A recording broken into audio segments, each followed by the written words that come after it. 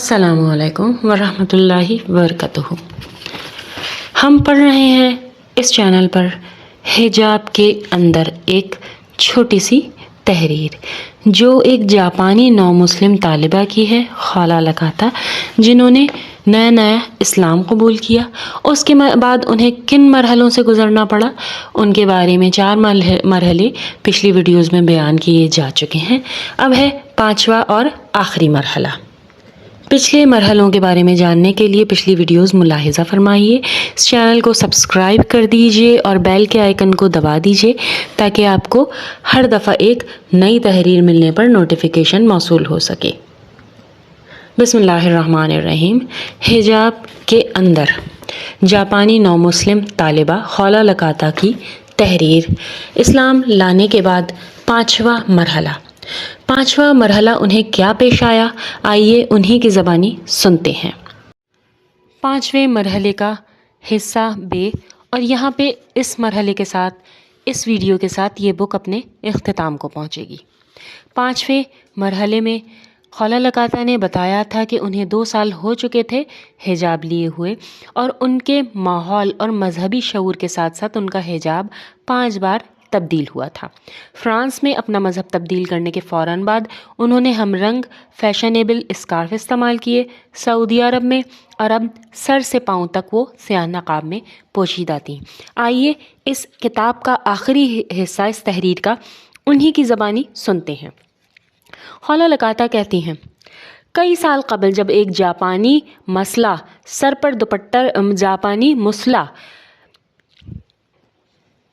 پر دوپٹہ پہنے ہوئے ٹوکیو کی ایک مسلم تنظیم میں نظر آئی تو جاپانی مسلم عورتوں نے اس سے کہا کہ وہ اپنے لباس کے معاملے میں دوبارہ غور کرے، کیونکہ اس طرز کے لباس سے جاپانیوں کو تکلیف ہوتی ہے۔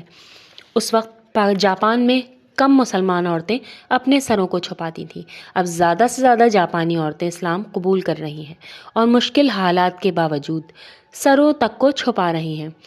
وہ سب یہ تسلیم کرتی ہیں کہ وہ اپنے حجاب پر نازاں ہیں، اور ان سے ان کے ایمان اور یقین کو تقویت ملتی ہے۔ باہر سے حجاب کو دیکھ کر کوئی شخص اس کیفیت کا تصور ہی نہیں کر سکتا جس کا اندر رہ کر سکتا ہے، اور اندرون نقاب سے جس کیفیت کا مشاہدہ ہوتا ہے۔ ہم اس معاملے کو 2 مختلف زاویہ نظر سے دیکھتے ہیں۔ ایک غیر مسلم کو اسلام ایک جیل خانے کی طرح نظر آتا ہے جس میں کسی طرح کی آزادی نہیں، لیکن ہمیں اسلام میں رہ کر سکون، آزادی اور مسرت کا احساس ہوتا ہے جس کو کسی اور شکل میں نہیں سمجھا جا سکتا۔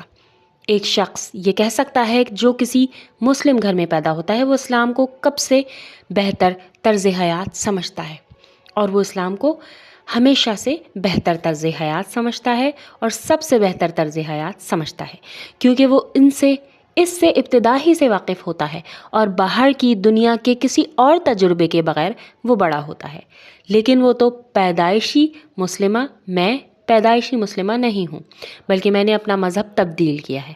میں نے نام نہاد آزادی اور جدید طرز حیات کے دل فریبیوں اور لذتوں کو خیر آباد کہہ کر اسلام کا انتخاب کیا ہے۔ اگر یہ درست ہے کہ اسلام ایک ایسا مذہب ہے جو عورتوں پر ظلم کر رہا ہے، تو آج یورپ، امریکہ، جاپان اور دوسرے ممالک میں بہت سی خواتین اسلام کیوں قبول کر رہی ہیں؟ کاش کہ لوگ اس بات پر بھی روشنی ڈالتے۔ کوئی شخص تعصب کی اینک لگا کر کسی اور کی عظمت کا مشاہدہ کرنے کے لائق ہی نہیں ہو سکتا، جو حجاب میں پر اعتماد، مطمئن، پرسکون اور باوقار ہو، جس کے چہرے پر مظلومیت کا سایہ تک نہ ہو۔ اور یہ بہترین تحریر یہاں اپنے اختتام کو پہنچتی ہے۔